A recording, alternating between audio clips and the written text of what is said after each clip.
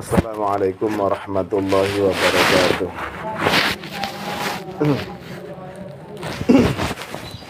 Bismillah, alhamdulillah, wassalatu wassalamu ala rasulillah sayyidina wa maulana Muhammad ibn Abdullah wa ala alihi wa ashabihi wa azwajihi wa mawalah, la hawla wa la quwwata illa billahil aliyil azim. Amma ba'du.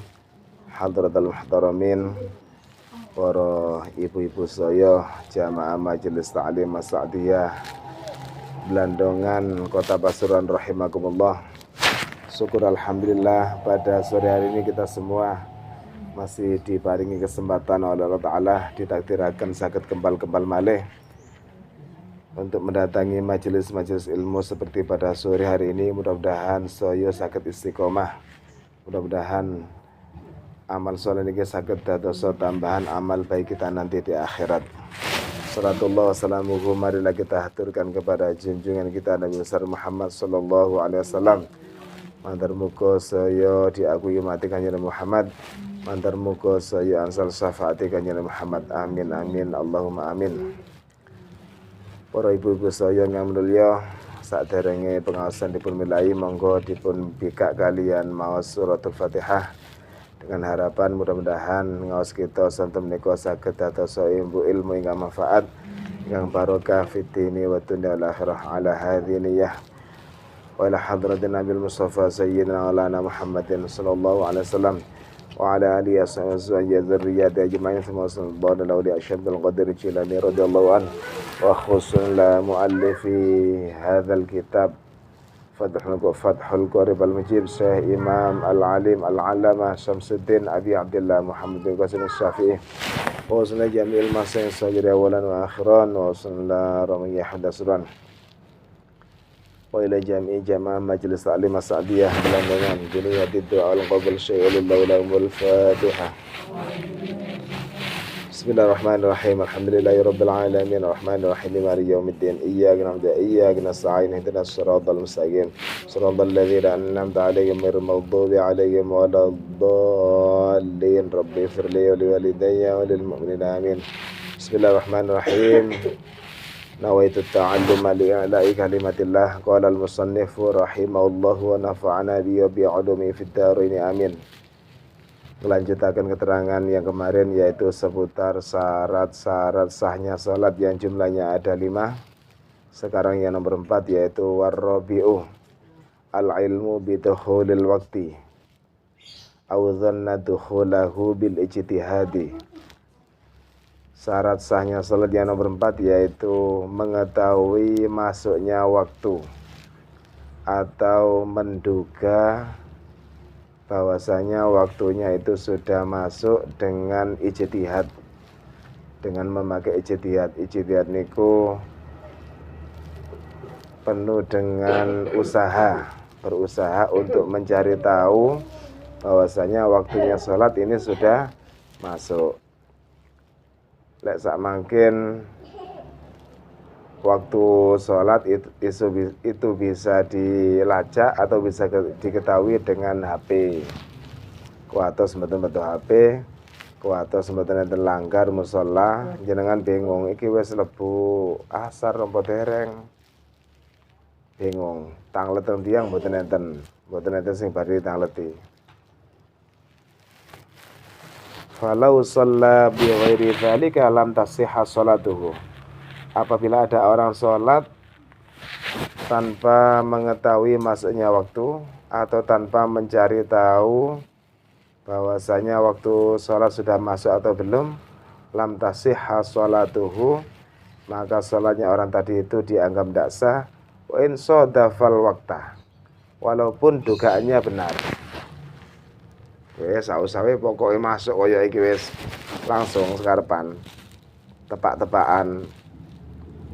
Padahal memang masuk waktunya, maka sholatnya dianggap tidak sah, karena syarat sahnya sholat ini harus tahu betul bahwasanya waktunya sholat sudah masuk, atau mencari tahu pada yang lainnya, pada orang lain. Sekarang zamannya sudah canggih, sholat waktunya bisa diketahui dengan cara download atau browsing atau lihat di HP. Malah ada aplikasi HP yang mana nanti ketika ada waktu sholat masuk langsung berbunyi, langsung adzan. Oh wis asar, oh wis maghrib. Tambah canggih tak mungkin ya. Terus yang terakhir syarat sahnya sholat wal khamisu yang nomor 5 yaitu istiqbalul kiblati ayil ka'bati, menghadap kiblat. Kiblat itu maksudnya adalah Ka'bah. Kiblat yang sekarang Ka'bah, dulu pernah kiblatnya orang Islam pertama kali ada perintah sholat yaitu Masjidil Aqsa sing wonten di Palestina mriku. Sing dados rebutane tiang Yahudi, tiang Nasrani, tiang Islam yang selalu perang nih loh. Di sana atau tempat mi'rajnya Rasulullah. Isra Mi'raj, menawi Isra kan saking Masjidil Haram Mekah ke Masjidil Aqsa. Marwatan Mi'raj munggah mendukur saking Masjidil Aqsa Palestina mereka sampai ke Sidratul Muntaha atau di atasnya langit ke-7. Dulu pertama kali perintah sholat itu dilaksanakan, kiblatnya orang Islam yaitu ke Masjidil Aqsa sana. Lalu kemudian syariat ini memindahkan dari Masjidil Aqsa, kiblatnya orang Islam pindah ke Ka'bah yang ada di Mekah. Tepatnya Ka'bah itu ada di tengah-tengahnya Masjidil Haram. Mantar muka saged ziarah mriku saya di ibadah haji atau umroh nggih. Jenengan lek wonten di Mekah, wonten di Ka'bah atau di Masjidil Haram, sholatnya bebas. Yang penting badan kita menghadap ke Ka'bah. Terus yang sholat menghadap Ka'bah, kiblatnya itu cuma simbol persatuannya orang Islam. Boten menyembah Ka'bah loh nggih. Anu pun sampai kelintu. Keyakinan kita harus kita jaga bahwasanya kita sholat ini nyembah Allah Ta'ala.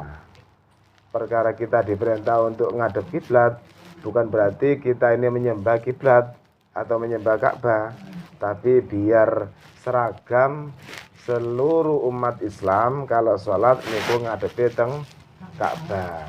Kiblatnya Ka'bah. Saged dibayangkan menawi tiang sholat niku kiblate bebas. Sekarang wis ngadep nandiai bebas. Lek jamaah terus ngendi? Ono imame ngadep ngulon, terus sop pertama ngadep ngilen, sop kedua ngadep ngetan, keempat ngadep ngalor, kelima ngadep ngidul, kan bebas. Apa mboten tabrakan ngeten ya. Namanya mboten bersatu ya. Makanya persatuan itu sangat penting sekali, dan persatuan itu sudah dicontohkan oleh agama lewat aturan sholat berjamaah. Niku kiblate sunggal yaitu menghadap ke Ka'bah. Karena Ka'bah ini berada di kota Mekah, Mekah itu berada di baratnya negara kita, negara Indonesia, maka otomatis kiblat kita ini arahnya adalah barat kulon. Nggih. Terus ngadep teng Ka'bah niku ngadep napa nih? Ka'bah niku suatu benda, bangunan yang kira-kira luasnya lek ruangannya Mbak Tutus niki kira ageng riyan. Niki pinten niki? Enten sedasa niki. Ka'bah niku diperkirakan panjangnya 15 meter. Lebarnya nggih 15 meter. Bentuknya bujur sangkar nggih. Tapi niku kira-kira. Napa kok kira-kira? Kranten Ka'bah niku dirasi riwayat ya nggih. Mboten saged diukur secara pasti. Ngapik ukuran diukur 15. Marwonten ngapik malih diukur dados 14. Diukur malih 14,5. Mboten saged pasti. Memang ada keajaibannya. Ada keistimewaan. Jadi kalau mengatakan berapa luasnya Ka'bah, perkiraan mawon panjangnya 15 meter. Ke atas 15, ke samping kanan, samping kiri 15. Itulah Ka'bah dibuat untuk tawaf. Tawaf niku sami kali salat. Dalam arti syarat-syaratnya harus punya wudu. Niku anu tawaf niku. Tiang tawaf niku kadang ada wudu. Pun balik malih teng masalah menghadap kiblat. Kita menghadap kiblat, kiblat kita berupa Ka'bah. Ini menurut pendapatnya aliran Syafi'iyah itu ngadep teng arah-arahe Ka'bah. Karena Ka'bah itu ada di barat, berarti kita ini menghadapnya ke barat. Karena kita ini jauh dari Ka'bah, dari Mekah, otomatis untuk meluruskan badan lurus ngadep teng benda sing namine Ka'bah niku kerepotan. Mboten ketinggalan nggih. Kecuali sholatnya di sekitarnya Masjidil Haram, ketinggal, oh kok Ka'bah, dilurusaken ngeten. Dan yang lurus itu napa? Dada kita yang lurus. Pokoknya lurus ngedep ngeten niku napa sawenan. Tapi kita yang jauh ini tidak harus lurus karena kesulitan kalau mau meluruskan karena kita tidak tahu tepak apa mboten. Yang penting arahnya Ka'bah yang berada di barat, kita berarti sholatnya menghadap ke barat. Wa summiya dzalika kiblatan li'anal musalli yuqabiluha. Ka'bah itu dinamakan kiblat karena orang yang sholat itu ngedepe teng Ka'bah. Kiblat niku artinya ngadep. Oh, kiblatan mustaqbilal kiblati, menghadap kiblat. Kiblate Ka'bah. Kiblat itu maksudnya menghadap. Wa Ka'batan, kenapa kiblatnya itu dinamakan Ka'bah? Lirtifaya, karena tingginya derajatnya Ka'bah. Ka'bah niku pertama kali dibangun mulai zamane manusia pertama, yaitu Nabi Adam. Nabi Adam pertama kali yang membangun Ka'bah, tapi tidak berupa bangunan, tapi cuma berupa batu. Lalu di zamannya Nabi Ibrahim, karena Nabi Adam juga dulu pernah hidup di Mekah, Nabi Ibrahim juga hidup di Mekah. Di zaman Nabi Ibrahim itulah Ka'bah dibangun. Dan bangunannya lebih besar bangunannya Nabi Ibrahim ketimbang sak mangkin. Loh, ada perubahan ta? Wonten di zaman Nabi Muhammad. Nabi Muhammad ketika itu berumur kurang lebih 30 tahun atau 35 tahun. Di Mekah terjadi banjir yang mana banjir itu menghancurkan Ka'bah sehingga Ka'bahnya roboh. Mari ngoten dibangun malih dan ukurannya ini lebih kecil sedikit ketimbang ukuran sebelumnya. Dalam arti sebelumnya yang dibangun oleh Nabi Ibrahim. Mergane nggih, panjenengan mangke ningali nggih. Napa? Di sebelah wetan apa kulon bingung kula. Niku wonten kaya batu ngeten. Nggih. Kan wonten ngeten nggih. Rada melengkung ya lho. Ya ndukure wonten talang mas nggih. Terus ngandhape niku niki Ka'bah, niki umpami Ka'bah. Ndek mrikene melengkung ngeten. Lah ini menandakan ini dulu bangunannya sampai ke teng mriki. Di zaman Nabi Muhammad sampai tutup mriki dong. Terus niki termasuk anggotanya dalamnya Ka'bah. Lah tiyang salat wonten nek lebete apa ya napa ngadepe? Bebas, barang pun dados kiblat menan. Ngadep ngalor ngidul bebas. Tapi cuma orang-orang tertentu yang bisa atau boleh diperbolehkan masuk ke dalamnya Ka'bah. Biasanya presiden, tamu-tamu khusus, keranten dijogo teng laskar niku, teng polisi niku dijogo. Orang Indonesia yang pernah masuk ke sana niku SBY nate nggih. Terus Jokowi, presiden kita, itu pernah diberi kehormatan bisa masuk ke dalamnya Ka'bah. Wonten apa nek jerone Ka'bah niku? Mboten apa-apa nih, kosong. Tapi ada sisa-sisa peralatan perangnya di zaman Kanjeng Nabi. Kayak napa? Pedang, tameng, ngoten niku. Pakaian perang niku wonten diabadikan di dalamnya Ka'bah. Kados museum, Ka'bah niku kados museum. Dan Ka'bah niku ndak boleh dikultuskan karena Ka'bah itu sama dengan benda-benda yang lain, saking ditunjuk untuk menjadi kiblat. Dan menjadi istimewa lagi, di Ka'bah itu ada sebuah batu yang konon berasal dari surga. Napa namanya? Hajar Aswad. Hajar Aswad niku eling kula nggih sebelah mriki ne Dek mriki sebelah mriki niki Ka'bah nggih umpami nggih. Dek sebelah mriki. Terus yang mulai tawaf niku lurusnya Hajar Aswad. Muter ngeten dihitung 1 sampai tawaf itu kan 7 jumlahnya nggih. Terakhir 7 ngeten disunatkan mencium Hajar Aswad. Kalau sudah mencapai 7 putaran. Lek mampu, lek mboten mampu cukup jauh, ngeten tok, jarak jauh. Karena kerepotan mau mencium mudorot mangke. Lek dipaksakan mudorot saking ramene tiyang. Tapi sak mangken terus kabare tiyang sing mantun haji kalau wingi kula tanglet ndak iso apa iku ngambung lagi dijogo ketat nang aparat. Polisine kereng-kereng mereka. Konon Hajar Aswad ini adalah sebuah batu yang berasal dari surga. Alhamdulillah kula nate ditakdir saged mencium 3 kali dulu. Pada umroh 2008. Mbak Tutus saja. Mboten nate ngambung. Sing matur haji nate. Mboten saged repot. Napa rebutan. Masih umroh nggih rame kan, haji umroh rame. Dados sange ramene nggih mriki mados wekdal dalu pengin ngambung nggih rame kan.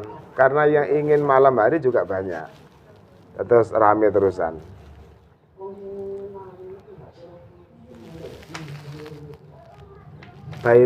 Baitullah, istilahnya Ka'bah niku Baitullah atau Masjidil Haram, masjid yang ada di Masjidil Haram niku damel tawafe menungso. Menawi tawafe malaikat wonten di langit. Istilahnya Baitul Ma'mur. Karena langit dan bumi itu sama-sama ada penghuninya. Kalau bumi itu dihuni oleh manusia dan jin, kalau langit itu dihuni oleh malaikat. Tapi malaikat juga nanti bisa turun ke bumi, manusia juga ada yang ada di langit. Seperti Nabi Isa kan ada di langit ya.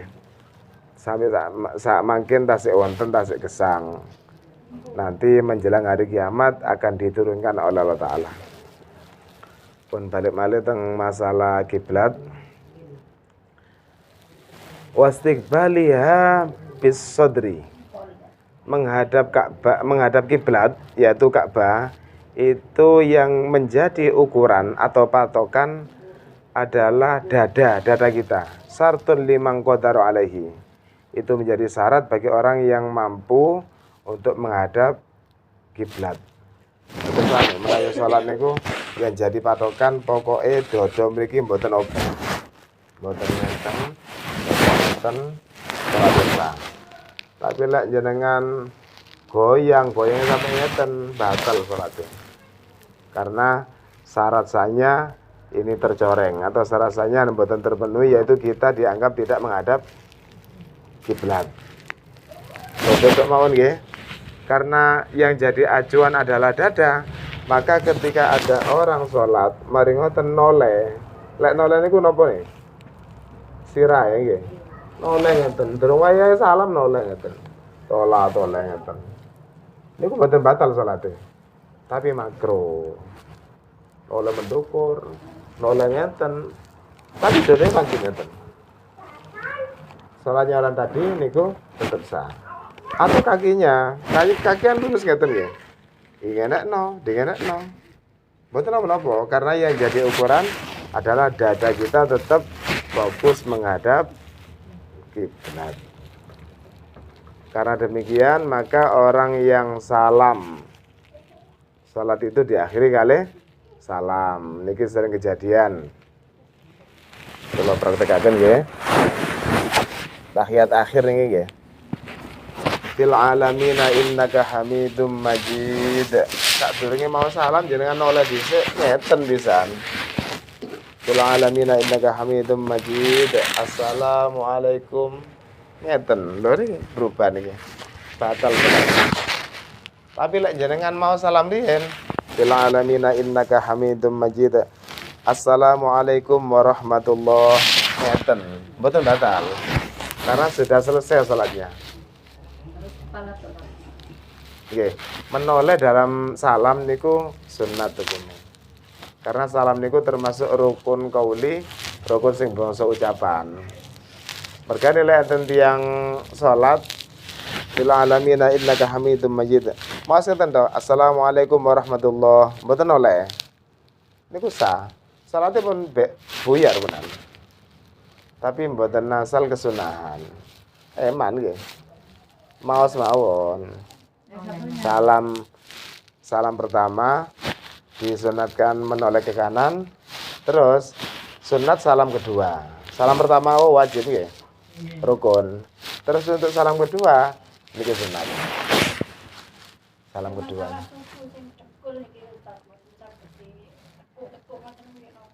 Salatnya apa? Berarti sembujung. Mboten napa-napa. Karena salat itu semampu kita. Kita mampune ngeten berarti sempurna. Mboten mampu kula niki ya napa? Ngeten niki pun semampunya. Atau tahiyate sikile wonten ing ngajeng. Berarti salatnya dengan duduk ya. Kali duduk berarti. Wonten ing ngajeng ya. Pokoknya jenengan fokus dada niki menghadap ke Ka'bah, ke kiblat. Sampai berubah.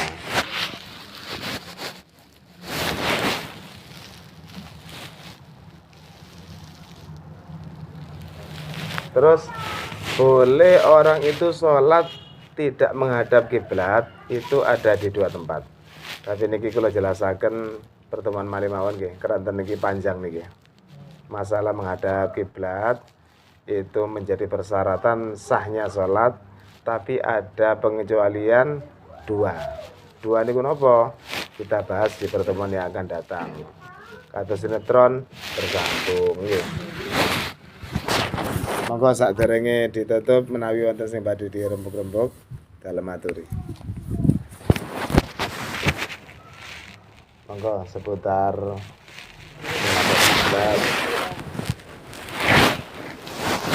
paham saya menang nggih. Nggih pun dibahas pertemuan mari mawon.